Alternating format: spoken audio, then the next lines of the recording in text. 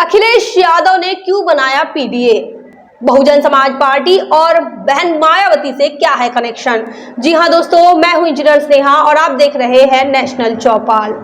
बता दें कि उत्तर प्रदेश के अंदर सियासी भूचाल आ चुका है और तमाम राजनीतिक दल अपने आने वाले 2024 के लोकसभा चुनाव को लेकर हाथ पैर मारना शुरू कर चुके हैं। जो पीडीए है, इस पर बहुजन समाज पार्टी की राष्ट्रीय अध्यक्ष बहन कुमारी मायावती का भी बड़ा बयान आया है।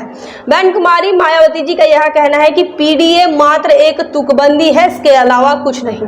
मतलब यह बहन मायावती जी ने यह सीधा सीधा साफ कर दिया है कि पीडीए को लेकर समाजवादी पार्टी जो है वो सीरियस नहीं है, बस वो एक तुकबंदी के तौर पर उसका इस्तेमाल कर रही है, इसके अलावा कुछ भी नहीं है।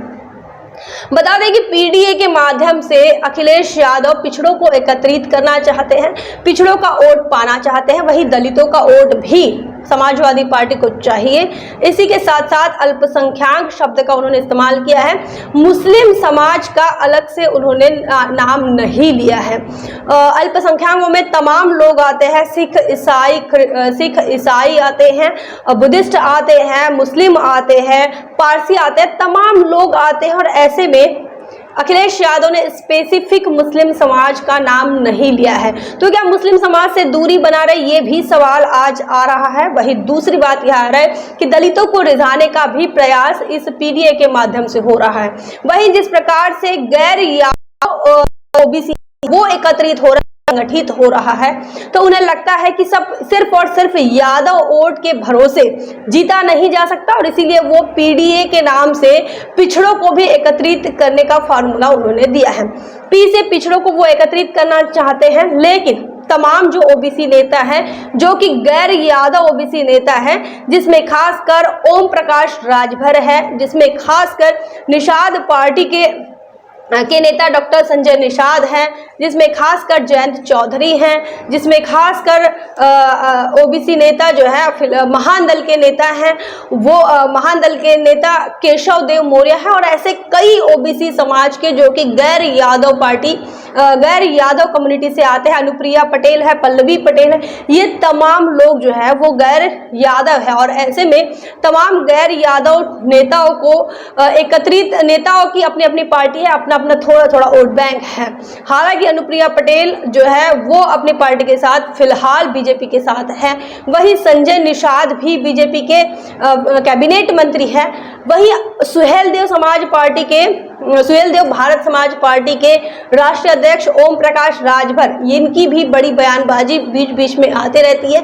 कभी बहुजन समाज पार्टी का समर्थन करते हैं, कभी भारतीय जनता पार्टी का समर्थन करते हैं। फिलहाल वो समाजवादी पार्टी के साथ विधानसभा चुनाव में एक साथ थे, लेकिन उसके बाद लगातार उनकी दूरियां बढ़ते जा रही हैं। वहीं आरएलडी की अगर हम बात करें, जयंत चौधरी वो भी एक ओबीसी नेता है और तमाम किसानों का वो नेतृत्व करते हैं, जाट समाज से आते हैं, उनकी भी दूरियां है वो लगातार समाजवादी पार्टी के अखिलेश यादव इनसे बढ़ती जा रही हैं। रही बात मुस्लिम वोटर्स की या फिर मुस्लिम नेताओं की, तो समाजवादी पार्टी के पास तो मुस्लिम नेता काफी है, लेकिन तमाम मुस्लिम नेता असंतुष्ट है। वही मुस्लिम वोटरों की अगर हम बात करें तो समाजवादी पार्टी का मुस्लिम वोटर जो है वो छिटक चुका है, क्योंकि इस नगर निकाय चुनाव में समाजवादी पार्टी ने देख लिया उनका सारा का सारा जो मुस्लिम वोट है वो बढ़ चुका है। वो कुछ मुस्लिम वोट वापस बीएसपी में जा चुका है, तो कुछ मुस्लिम वोट जो है वो कांग्रेस में गया है और एआईएमआईएम में भी मुस्लिम वोट जा चुका है। तो ऐसे में अब समाजवादी पार्टी के सामने मुश्किलें काफी बढ़ गई है। हालांकि 2024 में अखिलेश यादव जो है वो रेस में नहीं है, लेकिन फिर भी उनकी कसरत, उनकी कवायद जो है वो जारी है। समाजवादी पार्टी के अखिलेश यादव ने पीडीए का जो नारा दिया है, इस नारे को तो बहन मायावती जी ने तुकबंदी बताया है, लेकिन जब इस पीडीए की अगर हम ऑपरेशन करते हैं या पोस्टमार्टम करते हैं तो हमें यह समझ आता है कि पीडीए यह फॉर्मूला आया कहां से। पीडीए यह फॉर्मूला बहुजन समाज पार्टी के संस्थापक मान्यवर कांशीराम साहब ने एक समय में दिया था। DS4 के माध्यम से जब मिशन मूवमेंट में काम कर रहे थे, उसके बाद बहुजन समाज पार्टी बनती है। बहुजन समाज पार्टी के बनने के बाद मान्यवर कांशीराम साहब ने भाईचारा कमेटी बनाई और भाईचारा कमेटी के माध्यम से एक नारा लगाया गया। वह नारा था बीएसपी के 3 कप्तान दलित पिछड़ा मुसलमान। तो यह नारा बहुजन समाज पार्टी का एक समय में मान्यवर कांशीराम साहब के द्वारा दिया गया नारा था और बहुजन समाज पार्टी के इसी नारे को कॉपी करने का जो काम है वो समाजवादी पार्टी के अखिलेश यादव कर रहे हैं। लगातार हम देखते हैं समाजवादी पार्टी के अखिलेश यादव वो विचारधारा को छोड़कर हर दूसरी पार्टी का जो विचारधारा है वो अपना लेते हैं। इसके पहले हमने देखा कि किस प्रकार से अखिलेश यादव हिंदू राष्ट्र और हिंदुत्व के नाम पर राजनीति भी करते हैं। मतलब वो बीजेपी की राह पर चलते हुए नजर आते हैं, बीजेपी की कही हुई बातों को दोहराते हैं, समर्थन। बीजेपी से अलग अगर दिखना है तो उन्हें भी लगा कि पिछड़ों की बात करनी होगी, दलितों की बात करनी होगी और अल्पसंख्यकों की बात करनी होगी, लेकिन उसमें भी उन्होंने मुस्लिम शब्द का इस्तेमाल करने से परहेज किया है। अब ये परहेज क्यों किया है ये तो अखिलेश यादव ही बताएंगे, लेकिन फिलहाल ये बात समझ गए होंगे अखिलेश यादव कि मुस्लिम समाज जो है वो अब हमारे साथ नहीं है। वहीं दलित वोटों की अगर हम बात करें तो दलित वोट कुछ प्रतिशत जो है वो इधर उधर हो सकता है, पूरा का पूरा समाजवादी पार्टी को मिल नहीं सकता और इसीलिए उन्हें लगता है कि बाबा साहब अम्बेडकर वाहनी के बाद भी दलितों का वोट मिलना मुश्किल है। इसीलिए उन्होंने यह फार्मूले में दलितों के वोटों के लिए जिक्र किया है। वहीं पिछड़ों की भी बात हमने बता दी, पिछड़ों के अपनी अपनी पार्टियां हैं और अपने अपने क्षेत्र में वो काफ़ी अच्छा प्रभाव रखती हैं।